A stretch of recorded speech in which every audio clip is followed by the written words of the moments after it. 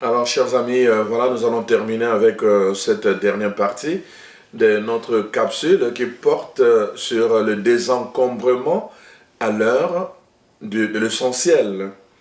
Je suis en train de vous montrer le lien entre le désencombrement et l'essentiel sur le plan spirituel.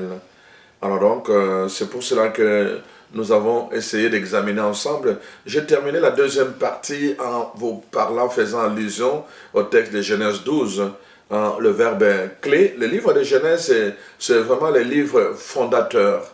Vraiment, c'est le livre fondateur. C'est-à-dire, un livre qui nous donne le sens existentiel de tout ce que Dieu a entrepris avec son peuple, avec des individus. Alors donc, c'est important que nous puissions prendre à cœur ce livre-là, le livre de Genèse. Ça nous donne beaucoup de clés, de lectures pour comprendre beaucoup de choses dans notre vie de foi. Alors donc, le livre de Genèse, je vous avais dit, disait donc, Dieu dit à Abraham, quitte, n'est-ce pas? Quitte, il lui demande de quitter. Donc, pour se mettre à la suite de Dieu, Abraham devait quitter. Il y a des choses, il y a des personnes, n'est-ce pas, que nous devons quitter. Les personnes, nous devons quitter. Nous devons les quitter. Quitter la maison de son père, quitter beaucoup de choses. Et c'est la question que je vous ai posée. Qu'est-ce que vous êtes prêt à quitter pour établir puissamment votre alliance avec Dieu? C'est important. Le livre de Genèse nous donne le fondement d'une vie puissante. Évidemment, Dieu veut que quand nous quittons les choses, que nous puissions les faire parfaitement. Voyez-vous, le problème, c'est que Dieu ne veut pas qu'en quittant un lieu, la maison de notre Père, que nous puissions continuer à nous encombrer chemin faisant. Voyez-vous, encombrer des objets inutiles ou encore, n'est-ce pas, comment je veux dire, des choses inutiles. Donc c'est très très important. Celui qui aspire à l'élévation, n'est-ce pas, l'élévation spirituelle, ou encore doit quitter, il doit quitter. Le verbe clé, quitter. Il doit quitter son père, il doit quitter sa mère, il doit quitter ses frères et sœurs, il doit quitter sa maison, il doit quitter, n'est-ce pas, sa terre. Ça c'est, n'est-ce pas, c'est comment l'intervention de Pierre à Jésus. Il lui dit, nous qui avons tout quitté pour te suivre. Et Jésus complète. Je vous l'ai dit, vous qui avez quitté père, mère, n'est-ce pas, frère, sœur, maison, comment je veux dire, et terre, n'est-ce pas, je vous le promets, vous allez recevoir le centuple dès ici-bas, mais aussi dans le monde à venir. Vous voyez, toujours la même logique, quitter. Je vous ai montré dans les livres de Genèse, il fallait quitter. Je vous ai montré pour le mariage, il n'est pas bon que l'homme soit seul, l'homme quittera son père et sa mère. Encore le verbe quitter, et vous voyez ici, les apôtres parlent encore de quitter. Nous avons tout quitté, tout quitté. Il dit ça. Et nous qui avons tout quitté, tout, T-O-U-T. C'est très important. Il y en a qui veulent voir la puissance de Dieu, qui veulent expérimenter beaucoup de choses de Dieu, mais qui ne sont pas prêts à quitter ce que Dieu leur demande de quitter. Mais il faut demander au Seigneur, qu'est-ce que je dois quitter pour que mon cœur soit libre de t'aimer, pour que mon cœur soit libre, n'est-ce pas, de te suivre. Qu'est-ce que je dois quitter? Il faut que tu demandes cela à ton Dieu. Il faut que tu pries ton Dieu. Il faut que tu demandes la lumière du Saint-Esprit. Il nous donne toujours la lumière. Il nous donne toujours la lumière. Alors donc, voilà pourquoi Dieu veut vraiment que, quand nous quittons, que nous puissions le faire de façon parfaite. Le problème, voyez-vous, avec Abraham, c'est quoi? C'est que nous voyons qu'Abraham, n'est-ce pas, sa vie a été remplie d'amertume, comme je vous le disais, parce qu'Abraham a négligé. Il a négligé le principe et que Dieu lui avait établi de quitter la maison de son père. Abraham avait négligé cela, et à cause de cela, il a passé une bonne partie de sa vie dans l'amertume. Regardez ce qui s'est passé. En quittant la maison de son père, Abraham est sorti avec sa demi-sœur, qui était Sarah. Sarah, c'était sa demi-sœur. Donc, il est sorti avec sa demi-sœur et il a fini par l'épouser. Mais il est sorti aussi avec son neveu, Lot. Et voyons maintenant les conséquences de ce choix-là. Dieu lui avait demandé de tout quitter de la maison de son père. Abraham quitte la maison de son père, il quitte les divinités de son père, mais il sort avec Sarah et il sort avec Lot. Voyez-vous ce qui va se passer? On voit que vraiment, Abraham va avoir beaucoup de problèmes. Beaucoup de problèmes. On voit comment Sarah a eu d'abord des problèmes d'enfantement, comment Sarah l'a induit en erreur, et en lui proposant d'aller coucher avec sa servante. On voit comment la servante est tombée enceinte, l'enfant est né, Ismaël, et on voit après comment Sarah est devenue jaloux de cet enfant-là.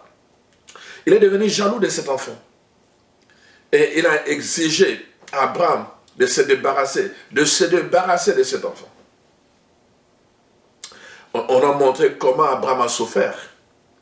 Abraham a souffert, la Bible dit. Il a souffert dans son cœur, mais Dieu lui a dit d'obéir. Donc, Abraham a connu une bonne partie d'amertume sur son chemin vers sa destinée à cause de Sarai. À cause de Sarai. Alors, deuxièmement, on voit que Abraham sort avec son neveu Lot. Alors, il sort avec Lot, n'est-ce pas? Et nous voyons bien que les anges se soient imposés, n'est-ce pas, pour que Lot et sa famille, n'est-ce pas, puissent être sauvés.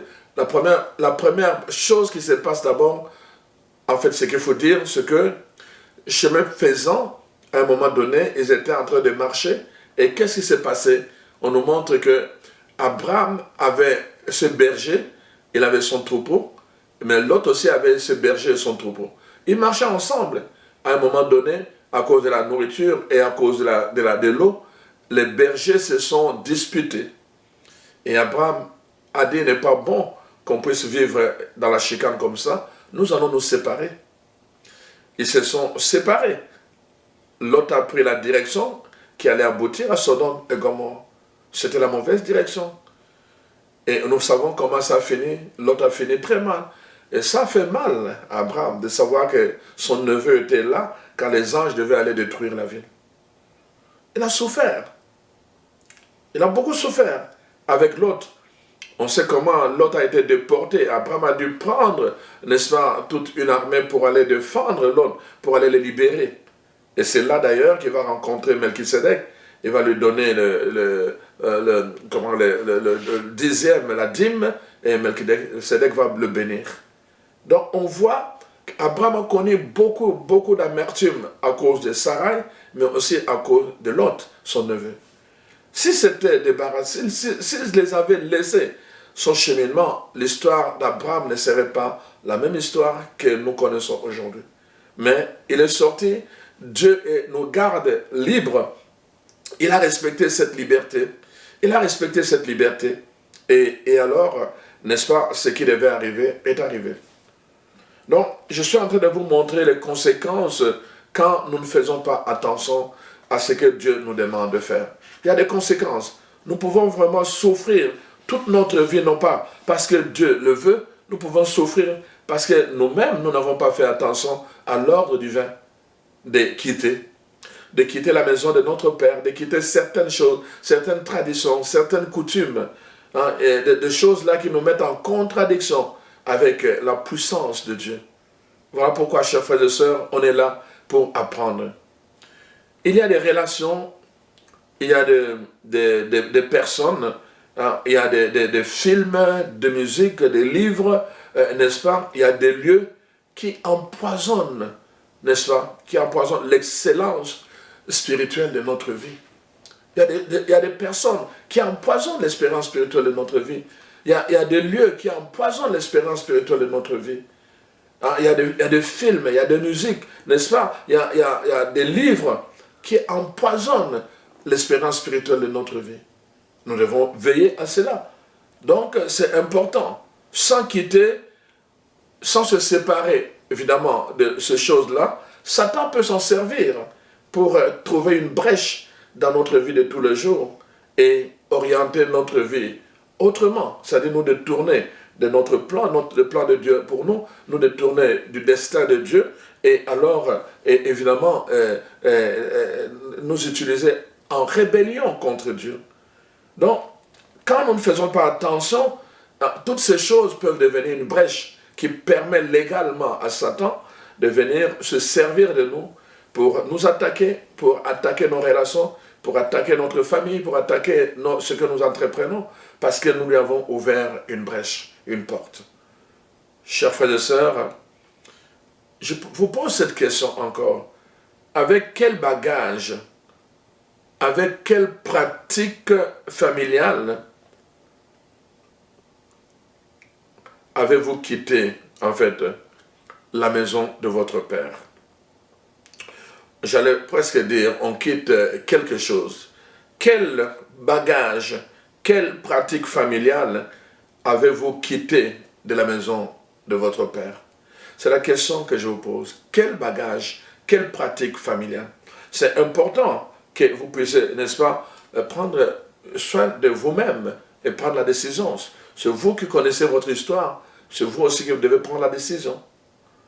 Alors, nous avons besoin de nous décharger sur Dieu, hein, n'est-ce pas? Quand les gens qui font l'expérience de chemin de Compostelle en Espagne, ces gens-là savent que quand vous vous mettez en chemin, marchez des jours et des jours, pendant une semaine, pendant un mois, vous êtes en marche, à pied, pendant un mois, la première chose qu'on vous conseille, apportez l'essentiel. Apportez juste l'essentiel. Apportez-vous du linge très léger que vous pouvez nettoyer et sécher et remettre. Apportez-vous des choses essentielles pour que vous ne soyez pas trop encombrés par le poids qui va épuiser, détruire vos énergies, épuiser vos énergies inutilement et vous ne pourrez pas avancer au rythme convenable. Les gens qui font l'expérience du chemin de Compostelle savent que la première chose, c'est le désencombrement. On se désencombre de tout ce qui n'est pas nécessaire. On prend juste l'essentiel. Juste l'essentiel. Ça, c'est sur le plan humain. Et je pense que c'est très, très important sur le plan spirituel aussi. C'est pour ça que Jésus nous dit, ah, venez à moi, n'est-ce pas? Venez à moi, vous tous qui peinez sous le poids du fardeau. Hein? Prenez mon joug qui est léger et déchargez-vous de votre joug. Sur moi. Déchargez-vous, débarrassez-vous. Désencombrez-vous de votre joug. Venez à moi. C'est ça que Jésus nous dit aujourd'hui encore. Alors, la question que nous avons besoin d'examiner ensemble, c'est quel est mon fardeau aujourd'hui? Quel est mon fardeau? Quand le Seigneur me dit, n'est-ce pas, venez vous tous qui peinez sous le poids du fardeau. Quel est le fardeau sous lequel, n'est-ce pas, tu es en train de peiner malgré tes efforts de prière, malgré tout le temps que tu donnes au groupe de prière, à l'église et tout le reste? Hein, quel est le fardeau sur lequel tu es en train de peiner? Vous savez, nos fardeaux sont de différents ordres. Il y a des fardeaux qui sont vraiment matériels, des choses auxquelles nous sommes attachés, mais il y a aussi des fardeaux qui sont émotionnels, comme par exemple les blessures du passé, qui continuent à peser sur moi. Quand je pense à ça, voyez-vous, ça vient surgir comme un poids, mais comme un poids qui me fatigue au niveau de la pensée. Voyez-vous, ça peut être des blessures enfouies. D'autres fardeaux peuvent être, n'est-ce pas, liés au refus de pardonner. Le fait de ne pas pardonner chaque fois que je rencontre la personne à qui j'ai refusé de pardonner, on dirait que ça vient peser sur moi comme un fardeau. Le refus de pardonner peut être un fardeau. D'autres encore, ça peut être, n'est-ce pas, des attentes irréelles. Il y a des gens qui ont des attentes irréelles. Ils vont attendre de quelqu'un. Écoutez, on n'est pas des robots. On n'est pas des robots. Oui, c'est vrai. Il y a des gens qui sont et qui sont précis, exacts et propres. Il y en a qui sont en retard. Il y en a qui vont vraiment écrire clairement. D'autres vont écrire avec ce que les gens appellent les pattes de mouche. Et donc, ça dépend toujours dans quelle catégorie nous nous situons. Mais toujours est-il que, n'est-ce pas, il y a toujours des attentes qui peuvent être irréelles de quelqu'un. Ne mettons pas des attentes que quelqu'un ne pourra pas, n'est-ce pas, réaliser. Ne mettons, ça va nous énerver. Nous serons tout le temps dans la colère, tout le temps, parce que nous mettons des attentes sur quelqu'un. Alors donc, ça peut devenir un fardeau. D'autres fardeaux, n'est-ce pas, sont reliés à des relations empoisonnantes. C'est-à-dire que tu es entouré de certaines personnes, tu ne leur dis jamais qu'ils t'empoisonnent, mais dès que tu le vois, directement dans ton cœur, n'est-ce pas, commence à s'enflammer et le poids commence à peser sur toi. Donc, des relations empoisonnantes comme ça peut être un fardeau.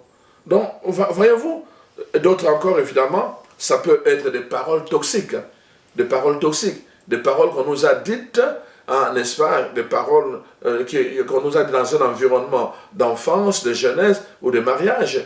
Et ces paroles, nous les avons gardées à l'intérieur de nous-mêmes, mais qui deviennent comme des bombes à retardement. Toutes ces paroles toxiques deviennent, n'est-ce pas, des fardeaux. Nous devons faire attention à toutes ces choses si vraiment nous voulons expérimenter la puissance de Dieu. C'est ça mon problème. Nous devons arriver à expérimenter la puissance de Dieu. Dieu n'a pas changé. Dieu est le même, chers frères et sœurs. Il n'a pas changé. C'est nous qui devons changer. C'est nous qui devons nous ajuster à sa pensée, à sa parole, à son ordre divin. Voyez-vous, chers frères et sœurs. Alors, voyez-vous le problème maintenant, même dans nos églises, dans nos groupes de prière, l'accent est tellement mis sur les activités, n'est-ce pas, les services effrénés, sur les choses, plutôt que sur la relation. La relation. On met peu d'accent sur la relation. Alors, on tombe sous le piège de la performance aussi dans nos groupes de prière. Alors que les gens viennent pour rencontrer Jésus, nous les mettons dans la perspective de la performance. Apprendre, il faut bien prier comme ceci, comme cela. Non, c'est la rencontre avec Jésus. Avez-vous rencontré Jésus dans votre vie? Avez-vous rencontré Jésus dans votre vie? C'est la question à laquelle il faut répondre. Parce que l'accent doit être mis sur la rencontre, sur la relation, et non pas sur le service, sur les activités. Dans notre groupe de prière, bon, on va faire telle activité avant ceci, on va faire tout ça, mais tu regardes la personne après la prière, c'est un païen. Un païen. La parole de Dieu n'a même pas touché sa vie intérieure. La parole de Dieu n'a même pas touché ses émotions. Il est resté un païen au niveau des sentiments. Voyez-vous, chers frères et sœurs? Alors, c'est important vraiment que nous puissions partager ces choses-là parce que le souci de Dieu, c'est vraiment de nous voir épanouis. Le souci de Dieu, c'est vraiment de voir que nous reflétons, n'est-ce pas, son image ici sur la terre. Alors voilà pourquoi je vous parle de toutes ces choses-là. Ne tombons pas dans le piège, ne tombons pas dans ce piège, n'est-ce pas, de la performance. Nous avons une mission et cette mission est très très importante que nous devons, n'est-ce pas, remplir. Alors donc, pour revenir à notre texte, la dimension spirituelle du désencombrement, c'est porter notre regard, n'est-ce pas, sur ce qui renouvelle la vie. Nous devons porter un regard en quelque sorte renouvelé sur notre propre vie. Un regard renouvelé dans la dimension spirituelle, n'est-ce pas? Il est question d'un regard renouvelé sur la vie. Donc, nous devons accepter, n'est-ce pas, de nous laisser émonder par Jésus-Christ afin de porter des fruits en abondance. Parce que si le Père, n'est-ce pas, ne nous émonde pas à travers Jésus, si le Père ne nous émonde pas, alors nous ne pourrons pas porter. Jésus a dit, mon Père, c'est le Père qui émonde, n'est-ce pas? Parce que Jésus est la branche, nous sommes les sarments, nous sommes les tiges. Alors donc, nous devons être émondés par le Père. C'est la seule condition pour que nous puissions porter des fruits. Mais qu'est-ce que signifie émonder? C'est encore se débarrasser. c'est désencombrer. Vous allez voir un arbre qui avance, on doit couper des branches inutiles, sinon ça va consommer la sève de l'arbre inutilement. On a besoin de branches qui peuvent porter des fruits. Alors, on désencombre, n'est-ce pas? On émonde en coupant les branches inutiles.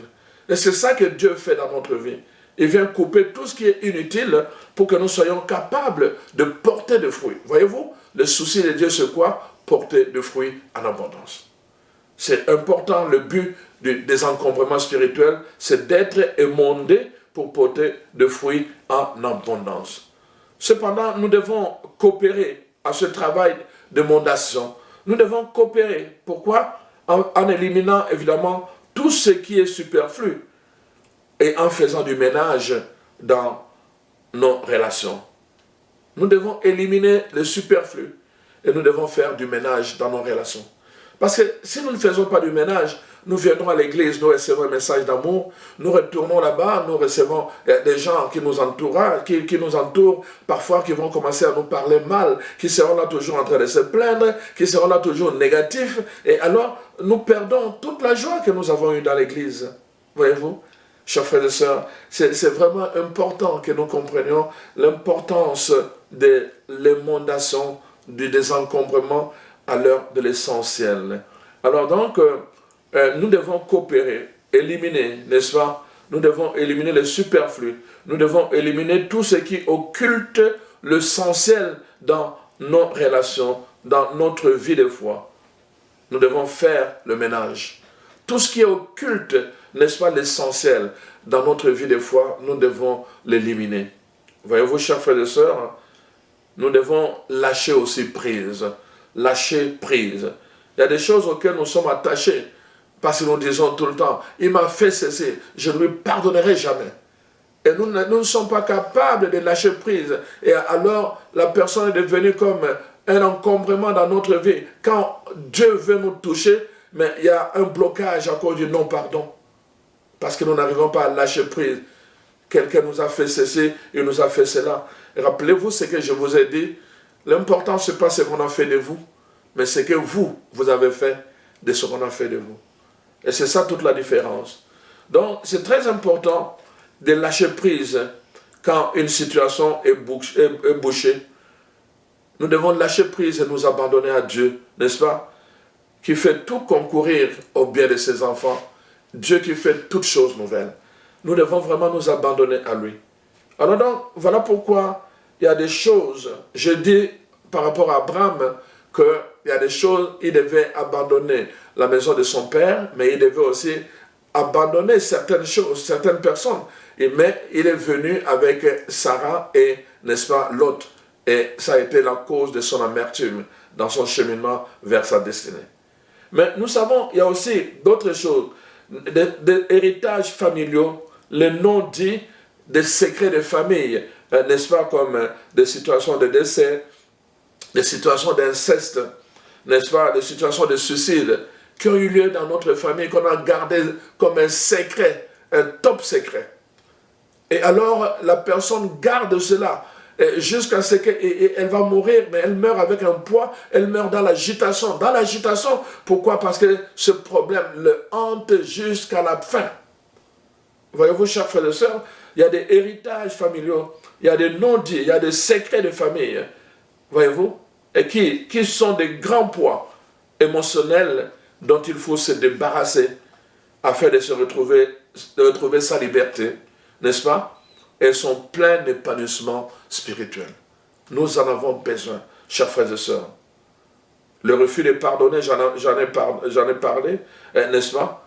Encombre le cœur de colère, de rancune, n'est-ce pas? De racines amères, bref, des énergies négatives. Donc, tu es encombré, juste avec le refus de pardonner. Ton cœur est déjà encombré des énergies négatives. Comment veux-tu expérimenter la puissance de Dieu? C'est impossible. Il y a un choix que tu dois faire aujourd'hui. Tu ne peux plus continuer comme ça. Tu dois choisir. Soit tu continues à mener une vie chrétienne de convenance pour plaire aux gens, soit tu dis, Seigneur, maintenant je veux que tu m'utilises comme un instrument, comme un canal de ta puissance, de ta bénédiction, de ta grâce. Tu peux demander cela. Alors donc, C'est très important. Il y a des personnes toxiques, n'est-ce pas, qui feront de notre vie un véritable enfer. J'en ai parlé, en sabotant nos efforts, hein, n'est-ce pas, ils vont être jaloux quand nous sommes productifs, n'est-ce pas, ou quand nous sommes heureux, n'est-ce pas. Ces personnes vont nous empoisonner la vie. Ils seront négatifs avec nous. Hein, ils ne seront pas heureuses de nous voir épanouis et réussis. Ces gens peuvent être des camarades de classe, ça peut être, n'est-ce pas, un frère, une sœur qui est jaloux, un parent, un mari, une épouse. Ça peut être un patron aussi. Au travail, ça peut être un collègue, hein, de travail. Mais toujours est-il que ce sont des personnes qui vont bloquer notre développement personnel. Alors, c'est important, n'est-ce pas, de se débarrasser de ces gens-là, pas seulement de ces gens-là, mais de se débarrasser aussi, je parle aussi des choses familiales. Les choses familiales, je vous ai dit, quand on accueille Jésus-Christ, on n'est plus né de la chair ni du sang, ni de la volonté humaine, mais de Dieu. Alors, regardez, je termine avec ce récit, hein, n'est-ce pas, toujours dans les livres de Genèse. C'est l'histoire de, n'est-ce pas, de Jacob. Quand il fuit son beau-père Laban, il fuit avec ses 2 femmes, avec ses servantes, son troupeau, ses enfants. Il s'enfuit. Ils vont partir. Et voilà qu'à un moment donné, ils étaient dans une plaine en train de camper. Et ils voient son père, le père Laban, et ses enfants le poursuivent.